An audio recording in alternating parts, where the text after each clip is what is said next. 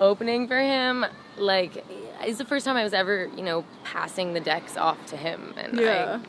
you know, he's someone I really look up to. So it was, I don't know, it's weird. People always wonder, like, what's good with you guys? But we're honestly, like, we fuck around with each other so much. Mm-hmm. Our personalities have never changed since when we first met. Like, Yeah. we always are just, like, the lit party people that, like to have fun. On chat roulette, DJing, or like on our socials now. I'm like, I remember. No way. Yeah, it's really crazy. Every day I was like teaching her how to use Ableton, and we were like making songs together. Like she would like take control of my mouse. Epiphany, I was like, dude, Bonnie and Clyde, like, oh, dude, I know this can work. People pulled up on like the back porch of our house with like guns and like robbed all my friends. Pulled up to this party, and I remember just walking in the front door of Paige, and just everybody just like, Oh my like gosh. this crazy explosion in the house.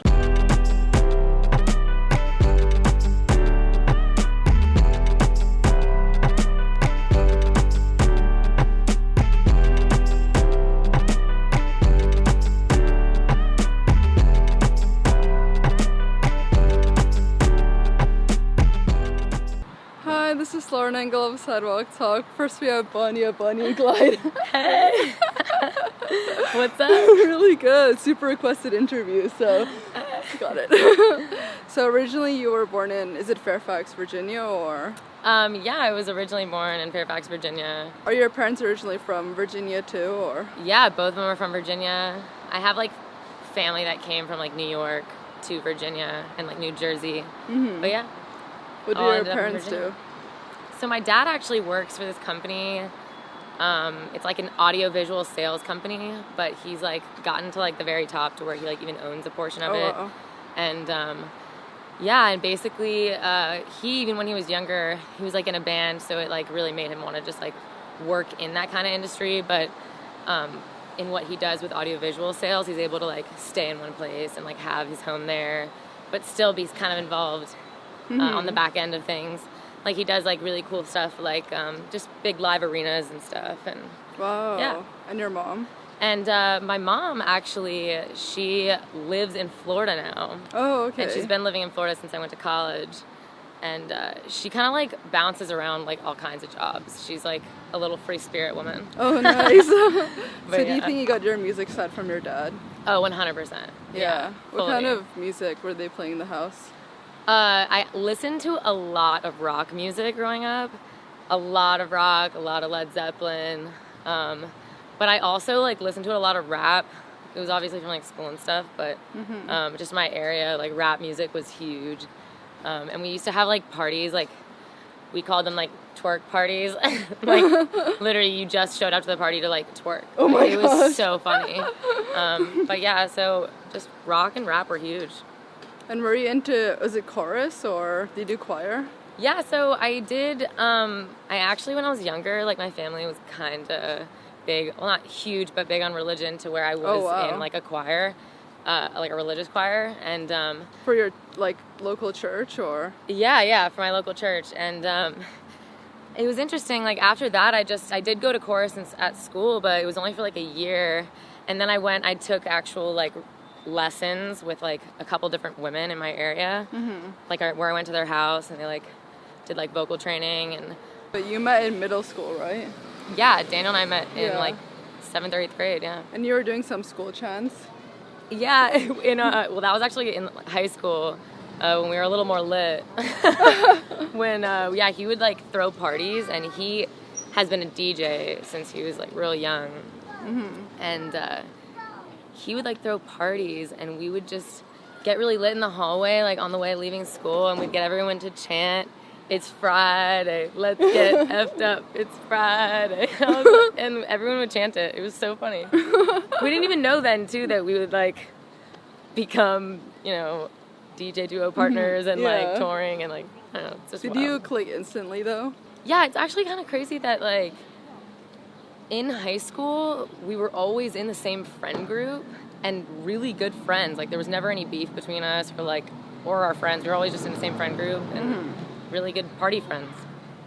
Yeah, it's really crazy. Yeah. Because we ended up going to different colleges and separating for a solid like 4 years until this all happened. So, we're longer. And what clicked to you to be a duo? Like, were you ever scared of something like happens down the road? Well, you know, it's crazy. We talk about it a lot, and well, not a lot, as much anymore. Like, towards the beginning, we talked about it a lot, just to make sure we were both on the same page. But our passions are both so aligned that I just, I don't see anything ever stopping what we're doing, because I love that. Yeah, we both like really, really love what we're doing, and it's the only thing we've ever wanted to do. So, you know, I think that over time,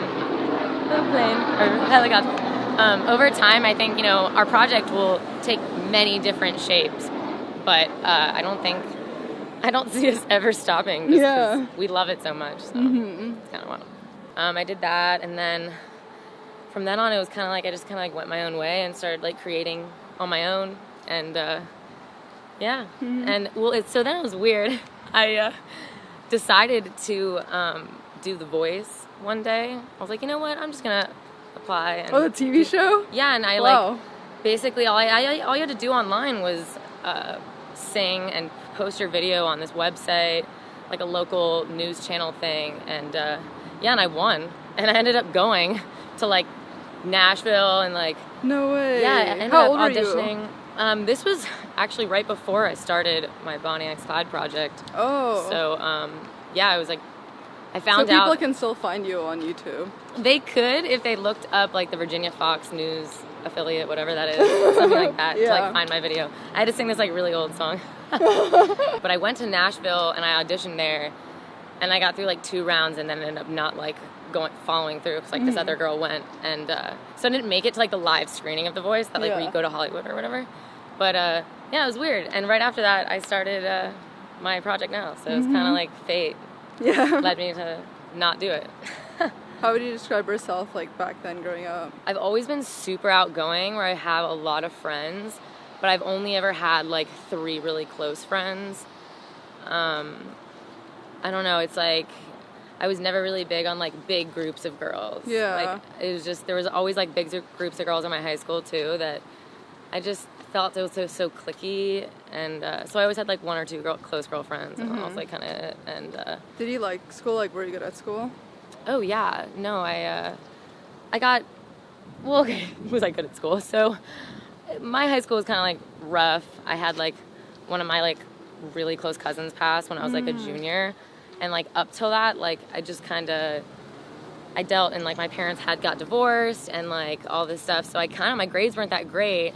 But then senior year, like at least a year after my cousin passed, I had this like super positive, like uplifting thing that just like came into my life, and I was like, you know, I don't know, I got straight A's senior year, and it was like I got into the college that like a lot of people wanted to get into, and from then on it was good. So yeah, the beginning of my high school was rough for sure. What made you wanted to go to Virginia Tech? It's actually crazy. I didn't really want to go to Virginia Tech ever, but my cousin that passed away went to Virginia Tech, and when he died, it was almost like I had this attachment to it. And then when I got in, I was like, oh, I have to go. Yeah. So, that was kind of it. What was your major? So I majored in communication, music, and theater. Oh, wow. And, I actually took some really weird courses. Like, this course called Ways of Seeing, like, forever changed my life. Really? What about? It was just about, like, the entire class was you had to sketch out everything that you saw. We watched all kinds of like movies and everything. You just sketched like your ideas. It was It was called Ways of Seeing. It was the coolest class I've ever taken. And that was actually one of the biggest reasons I loved that school was that class. But yeah, there weren't too many classes that were super, super artsy there. So it's like a tech school.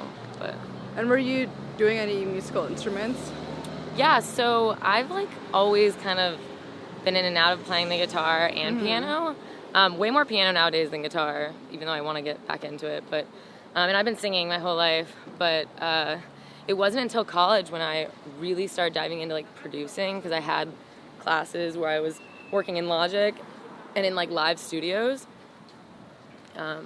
But it was all kind of like live, very live, and in studios not so much like on the laptop, just creating on like Ableton.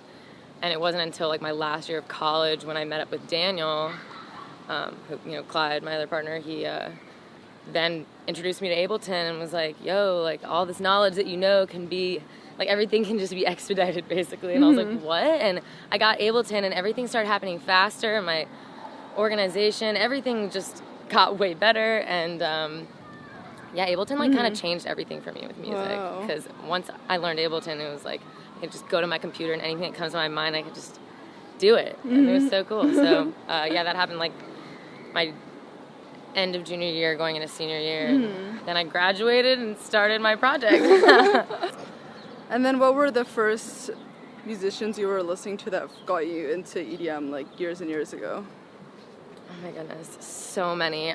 Definitely Pretty Lights was huge. Where I'm from, like there's like country roads and all kinds of stuff, and like Avicii was really big.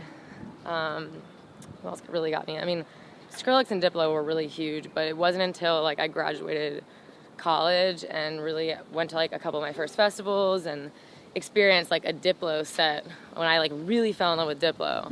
And when I graduated college and started this project with Daniel, I moved to Miami and fell in love with Diplo. I was like, I love the way he works behind the booth, how he just like mixes like whatever, like booty songs, like all kinds of different music. So I really fell in love with him and like the whole Mad Decent movement. So I went to a lot of those parties and stuff. Yeah, that's kind of what like entered me into the scene, really. How did the Rise Above get so viral? It's actually wild. So when I moved to Miami, we really were just making music and decided to like post on SoundCloud under our name. And Rise Above was one of the first songs we made that started gaining traction on SoundCloud. It's like our first 100K views or something, and people wanted to write about it, and we were like, what's going on? But that kind of gave us like a little, like, I don't know, push to make more music. And we were like, oh, okay, some of the stuff we're making is really cool. And we really started feeling our project. And next thing you know, like Rise Above just kept growing and growing. And then like a year went by, we started getting like shows and stuff, and just from honestly a couple homies before we ended up getting with our management. And yeah, and then we got with our management and everything started coming together. And then yeah, Rise Above went even bigger. Now it's like got millions of views, and it's so crazy because that really ended up being way bigger than we ever thought it was going to be. It just kind of was a thing we did in a really small room. Then you had your first Life in Color. That was like one of the big like stepping stones for you guys. Yeah, it was kind of like we started our whole project in Florida, and Life in Color, we did a bunch of Life in Colors, and we grew this really, really strong Florida fan base, and that was what kind of led us to then we were going to move to LA, because we were like, wow, like we have such a strong fan base in Florida now. Like we felt, in a sense, we like, you know, really been in Florida for a very long time. We were like, it's time to leave. So yeah, but we really started things in Florida, and Life in Color was a huge start of that. So. Yeah, and how did Skrillex happen? Oh yeah, well, that was crazy. One day we got a call from our manager. It was actually, we had no plans. And we got a call from our manager saying that Skrillex was coming to town and they wanted us to open, and we were both freaking out because it was like the first opportunity we'd had where it was like, you know, someone that we really looked up to. And it was really awesome. We just quickly got our stuff together, and at that point we had an hour before we were going to go on. Oh my gosh. So we were like, okay, let's just get something as dope as possible together. We were also like, oh, we're opening for him. We didn't want to like, you know, play songs that were going to be like, who knows? But it was just so funny. We were trying to pile in all of our best music, and yeah, and I just will never forget that night because opening for him, like, it's the first time I was ever, you know, passing the decks off to him, and you know, he's someone I really look up to, so it was cool. It was really wild. Yeah. Yeah. And was it easy to click for you guys? Because I feel like you're like on stage presence, like propelling you to like more audiences. Oh yeah. No, for sure. It's just, I don't know, it's weird because I have been singing for so long. It's kind of like an innate thing that I just like am like in people's faces more. I don't know. It's weird. Like I don't know. Like sometimes when I'm behind the booth, like when there are scenarios where they don't have stages and it's just a booth, that freaks me out more sometimes. Because I don't know, performing behind something, it just limits you. So I'm like, are they gonna be able to see us? Like, so I don't know. It's weird. I really enjoy that. whole part of it. Like, Yeah. being able to like sing to people and like make eye contact. How did Rose Gang come about? That's actually cool. I randomly one day, this group of girls came and brought me roses at a show, and I had to quickly fly out from the show. And I couldn't bring these roses, so the first thing that came to mind when I got them was I was going to pass them out during our show. And that show, when I passed them out to everyone, we had never, like, we got hit up more than we had ever. Oh, wow. Based off these roses. People were like, I got a rose I'm going to keep forever. Like, everyone was talking about this roses, and I was like, oh my goodness, I have to keep doing this. Yeah. And it's just started, every show now I bring roses and I pass them out, and it's like a thing like during the show that just get something to like take away from our set. What drew you to Dylan's personality that you wanted to be in a duo? And how have you feel like your like relationship has grown over time? So we both have like this, we're both like super free-spirited in that like we're kind of like willing to do anything it takes to make our goals happen, and we both have that about us, that we're just very like driven. We're like, we're gonna make it happen, and we also really both have a love for dance music.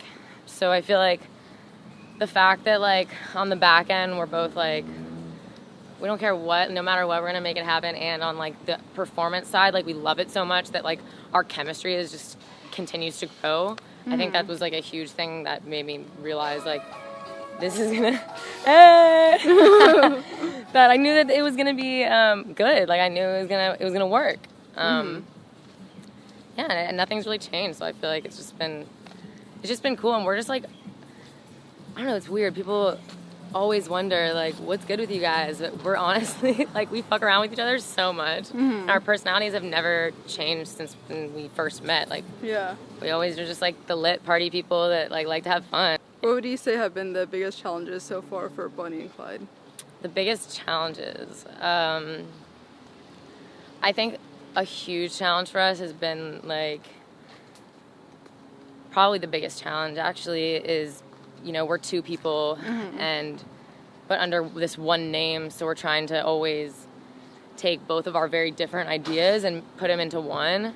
But we've realized it's better to really kind of like go our separate ways creating and then come together. So, because for periods we were like trying to force this always having to create together, but it was limiting our own ideas, and everyone's ideas are so valuable that even just like when you say something and ask somebody's opinion and they say something, it automatically skews your true creative direction. So now we just kind of are like, okay, like we're gonna start separate and then we come together, and it's just better. We have two separate ideas and then we have one idea. It's crazy. You'd think that'd be simple, but coming up with this kind of stuff's not that easy or hard, whatever. But yeah, and I don't know, it's been really awesome. Even though like there's been like ups and downs, it's we've always come up better. Last question: what does love mean to you? Oh my gosh, love means so much. Oh my gosh, love to me means really caring and considering for people. I would say so much that you would go out of your way to do something really great for them. Yeah, I love that. Yeah. This was awesome. Thank you so much. Yeah, of course. Thank you. Hi, now I'm with Clyde of Bonnie and Clyde. Hello. So you were born in Fairfax, Virginia? Yeah, we both were born in Fairfax. Are your parents usually from there, or? What's up with my parents? My mom, Potomac, Maryland. My dad, Philadelphia. And then they linked up, and yeah, in the early 90s they moved to Fairfax. What do they do? What is my dad? My dad's kind of I guess like a lawyer banker guy, and my mom's like just like a PhD lady and does like consulting for financial institutions and stuff like that. So where did you get your creative side from? I honestly don't know. Like I would say the musical side, my grandmother is the type of lady that can hear any song and just play it on the piano like instantly. Yeah. Like in the moment type of thing. It's pretty incredible. Did she teach you back then, piano? No. No one ever taught me piano or anything. I just started producing on Ableton when I was 20 and was like, oh, and trying to teach myself like how to make music and also production at the same time. So it was kind of a process. And what were you into like back then, growing up before music? Well, I mean, I was entertaining. So like when I was 13, it's actually funny. No, when I was 15, I used to like go to bar mitzvahs and sweet 16s and weddings, and they would just like give me a microphone and I would just like get everyone hyped. No way. Yeah, was it kind of like a stand-up set or just like stand-up? No, like it's not like stand-up. Like it's like a hype there's man? a DJ behind me, like and I would go out and I would get like the 13-year-olds dancing, but then I would also get like the grandmothers dancing. You know, I would like be like, yo, everyone partied, like whether it was copycat dancing, various games and stuff. But that all led into like the DJing. That when I was right around 16, 17, that wasn't like the coolest thing anymore. Though it was really great. I'd make like, you know, good money for just like an hour and get fed crazy. or whatever. Yeah, it was good. But so were you practicing that in your free time, or like what were you doing in your free time, like in high school? So yeah, when I was 16, I got my first pair of turntables, and then I would just like practice. So what I would do is I would take my turntables and plug them in directly into chat roulette.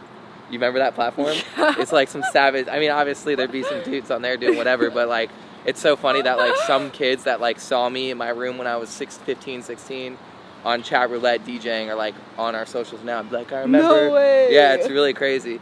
And but then I started 9 months later. I started like renting out the clubs in my area and hiring my friends to be like my promoters, and we would skip school and go flyer all the high schools in the area's cars, and we would throw just 20 and under, so you'd have to be like 15 to 20 years old to attend these events, and it would be just like the most ratchet party. Like everyone would just show up like drunk and underage, and it was just like the best time.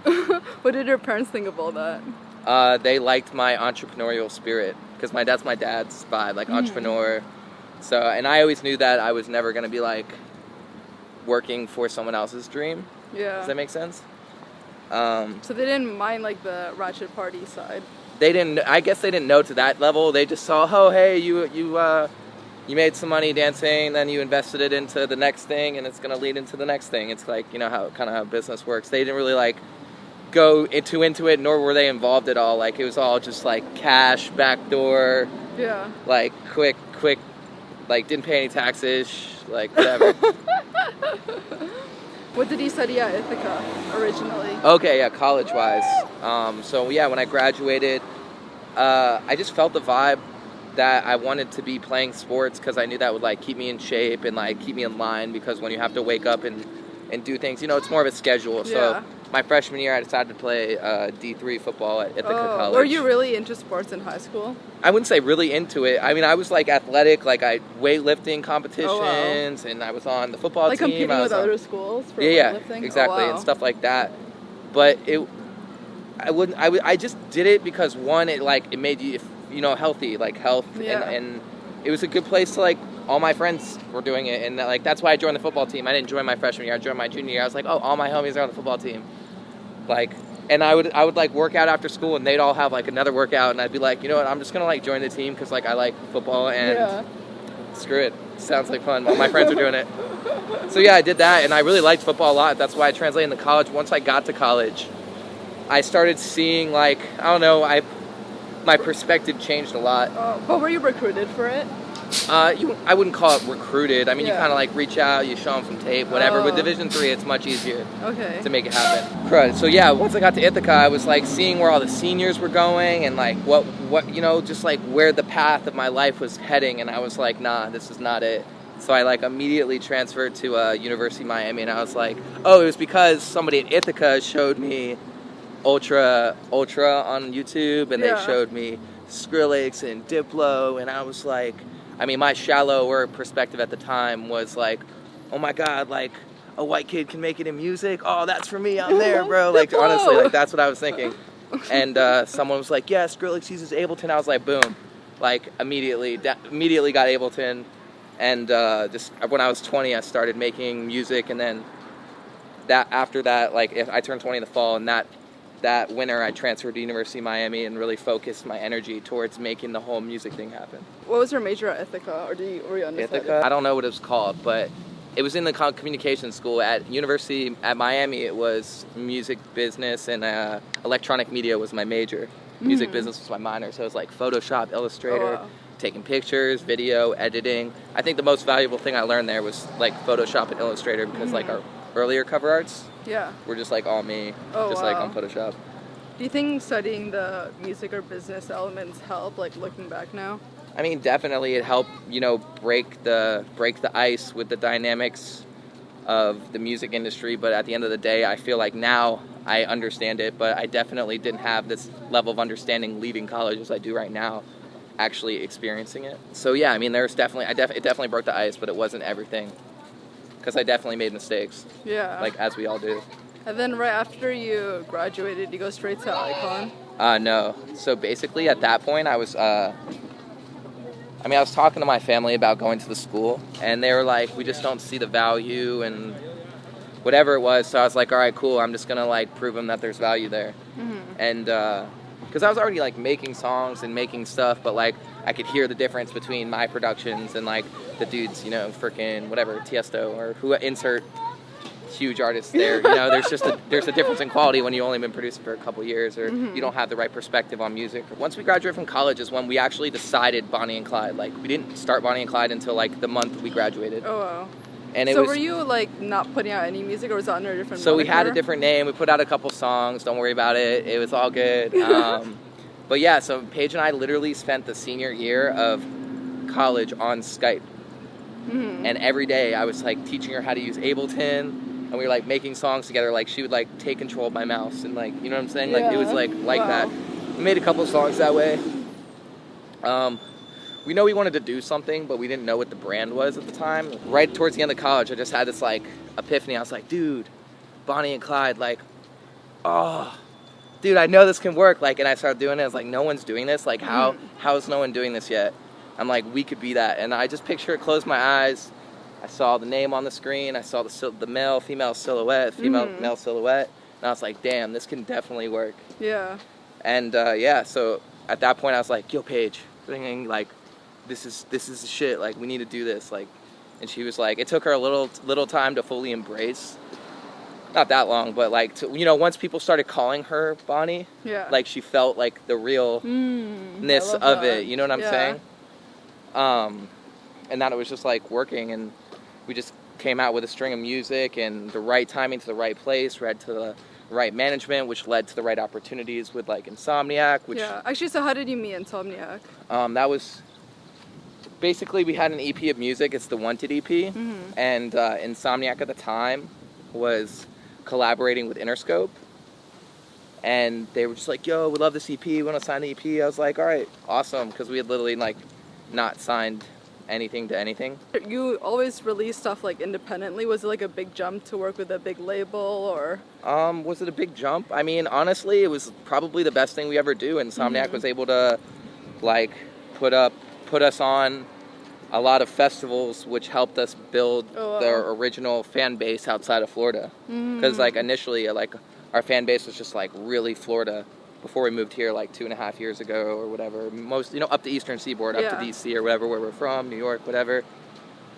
But they helped us like really go all over America, like get the exposure around America, which ultimately led to, you know, all the shows that we play now. And very thankful for that opportunity, and thankful Pasquale, Insomniac, all the guys, you know what I mean? Yeah, it was definitely a blessing. And we had our song on that EP, it was called Bass Jam.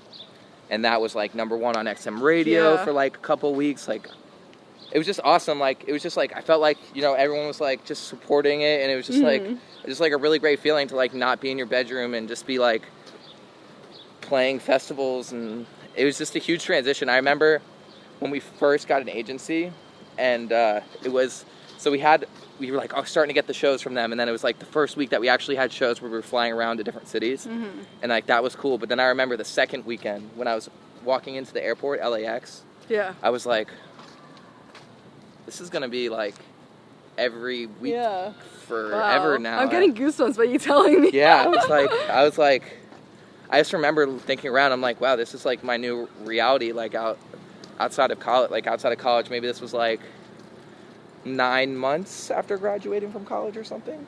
Or no, a year and a half. It was another cycle, because we hung out in the hood of Miami for a while. We had the house where it was actually really sketch. Like, people people pulled up on like the back porch of our Oh my house with like gosh. guns and like robbed all my friends and stuff. What? And there was like a crack house on the corner. Like our year out of college, like all we did was just work at this one club once a week for like $500.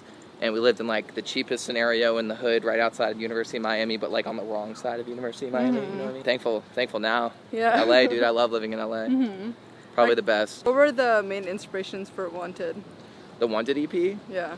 I think at that point we didn't really know like what this was sonically. We just were like, we really like tension, we really like trap, we really like that feeling, and we wanted to create music that was like, that had, you know, obviously vocals, and then we were incorporating, you know, our vocal bass, we call it vocal bass, like incorporating that whole style. But as far as inspiration was honestly just like the way we were feeling at the time. Like that's usually how songs work. It's either like something inspires a certain thing and then that builds off that one thing. For example, Bass Jam, which was the biggest song, was completely inspired from high school. Like when I listened to that song, Close My Eyes, me and Paige were both at the same party in high school. Yeah. All the time, but like this specific party was at our friend Erica's house, and she had like the very unfinished basement. And it was like a straight, you know, as like twerking, grinding kind of party vibes, because that's really what it was in high school. But yeah, it was a specific party that like I just remember like the song, like when she wrote the initial part and then I was added a little part, and then it was like we were both like, yo, do you remember that party? And she was like, bro, that was the exact party I was thinking of like while I was writing the song. Cool. It's just like so cool. And so that one was like super nostalgic, and I feel like that's why that song really resonated with people, because they could just feel that it was just like a genuine perspective, you know, getting wasted in the basement. And then you're like, okay, what are we gonna do next? Yeah. Well, we'll figure it out. We're drunk, doesn't matter. And then fast forwarding to your more recent house party that was on Fox. How did that whole thing happen? Yeah, so that whole experience was wild.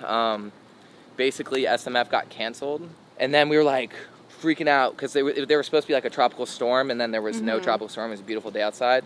So we're like, on the fans on Twitter, we did like this crazy meetup, which led to us playing like at 4 different clubs around Tampa, while also lining up this house party.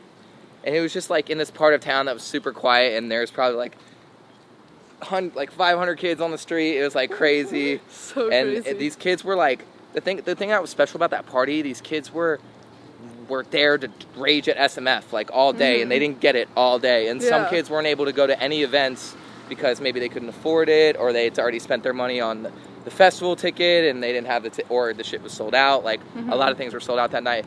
So like their only rage was potentially this one thing.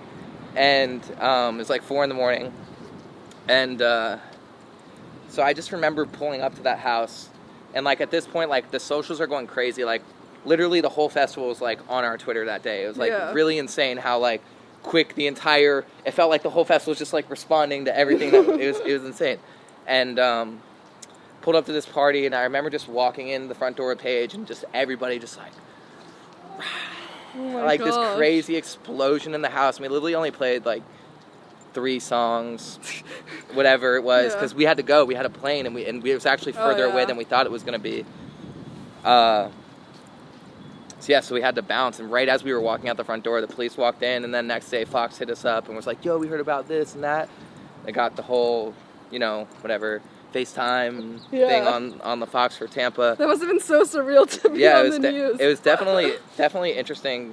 And they could have spun it way worse. They made it super positive and plugged our EP at the end. Like, no way. It was so awesome. And everybody, when we posted it, they thought it was like, we planned it, like that it was just like a big stunt for our EP that was coming out. That'd be crazy to orchestrate with. Nah, definitely. It's crazy. Like we did it, and it was like, it just organically worked out like that. Mm-hmm. Most things end up being like that. I mean, you can definitely plan hype on paper, but like most of the biggest hype things that have happened have just been like natural progression of things. Mm-hmm. And do you think you're gonna put out more music videos? Because you only did, was it 1 on your channel? Yeah, 1 on our channel. Ago. Yeah, we'll put out more videos. Honestly, I want to like do things justice. Like when I have like great songs and stuff that I really believe in, like I don't want to just put out a video.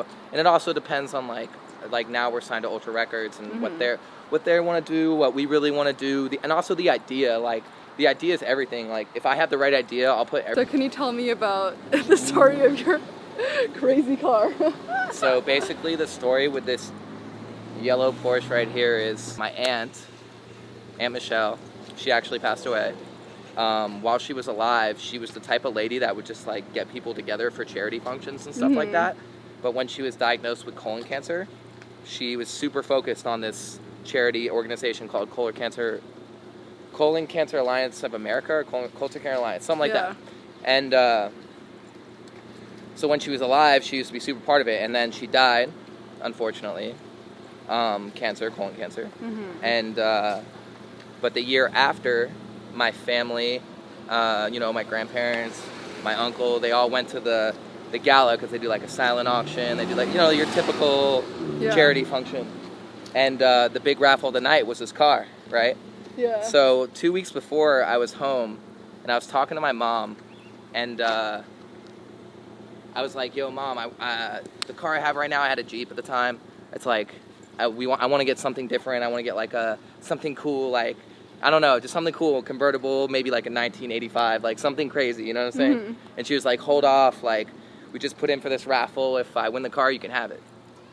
And literally 2 weeks later, I get a call from my cousin, I get a call from my dad, I get a call from my mom, like all within like 5 seconds of each other, like, yo, we won the car. Oh No my God, way, that like, must have been insane. Yeah, I was like, insane car. And then she was like, yo, yeah, I'm gonna mail you some paperwork, you just gotta sign it, and then that's it. So now, it's pretty crazy. I love that. It wasn't completely free, you still have to like pay taxes or whatever, but I mean, it definitely is a steal. So what can we look forward to now with their music or upcoming announcements?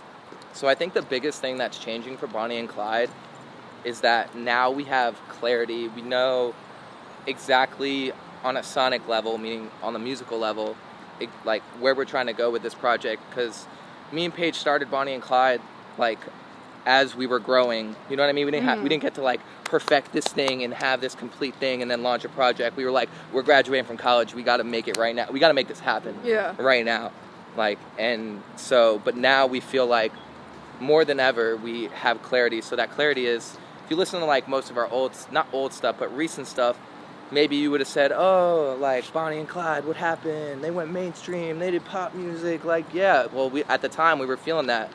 But now we just feel like we want to bring a different energy, and that energy is just bigger, more attention, and really focused on making music for the show and not really focused on fitting in a playlist. You know what I'm saying? Like, because I feel like a lot of people go into making music and they're like, yo, oh man, I can't do it like this, like, Spotify, blah. Like, and honestly, that hinders creativity. The last couple months have been super liberating as far as creativity has been concerned, because we've been like, yo, I don't care about any of that. All I care about is how epic the experience is going to be for the people in the crowd. And I think it's just led to like more awesome music that I've never been more excited. I've never been more excited about the music than the music that I'm working on right now. You know what I'm saying? Yeah, I love that. Yeah, because it's like, and there have been periods in our stuff where I was like making music because I wanted to fit somewhere, and like honestly, that's not very satisfying as an artist. Like, it's much happier now creating. Like, while I'm sitting on the computer, I'm like, yo, this is gonna be awesome. Where I'm not like, love that. Oh, I just need to get this right. Like, I need to get a release out. Like, it's like a different perspective, and it just leads to better art. What drew you to Bonnie's personality initially? Well, me and Paige have been friends since like 8th grade. She is funny, dude. Like, to be honest with you. How would I describe her? I mean, honestly, she's an amazing human. She like wants the best for everybody, and like super positive, and my number one inspiration in the world. Oh, I love that. Yeah. That's awesome. Last question. What do you want Bonnie and Clyde to be remembered for? Like, when you walk away from a Bonnie and Clyde set, all I want you to be thinking is, damn, that was the best time I ever had. Yeah. I just had so much fun. I want to do that again. That's it. I don't need you to think anything else but that. Like, what I value is, more than anything, is like fun and happiness. Yeah. So to see people having fun and being happy, that's like everything to me. I love it. This is awesome. Thank you so much. You're welcome. Bye, guys.